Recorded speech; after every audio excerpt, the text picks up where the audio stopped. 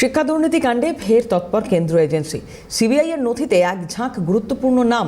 প্রাথমিক শিক্ষা দুর্নীতি কাণ্ডে ফের চাঞ্চল্যকর তথ্য। গুরুত্বপূর্ণ নথি সিএর হাতে। শাসক ও বিরোধী উভয় নেতা নেত্রীর নাম উঠে এলো নথিতে।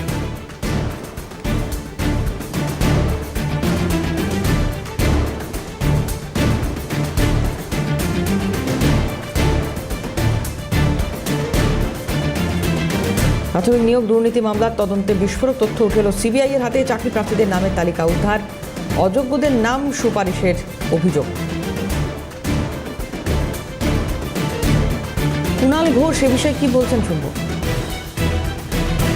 বিজেপি নেতাদের নাম আছে, বিজেপি নেতাদের তো বলতে হবে। এবার তাহলে তো বলতে হবে যে যদি অমুক ব্যক্তি, সবাই মিলে অমুক ব্যক্তিকে বলা হচ্ছে, ধরা যাক কোনো প্রাক্তন মন্ত্রী বা কাউকে একটা, যে তৃণমূল করেছে, তাহলে আপনারা সুপারিশটা দিলেন কেন?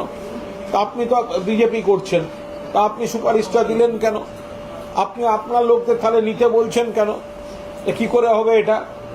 এটা তো মানে আপনি তাহলে যে লোকটি, ধরা যাক কোনো বিতর্কিত কাণ্ডের জন্য আপনারা যাকে অভিযুক্ত করছেন, তো আপনারা তো সেই খারাপ কাজটা করার জন্য তাকে প্ররোচিত করছেন, বা আপনি তো সেই খারাপ কাজটার অংশীদার হতে চাইছেন।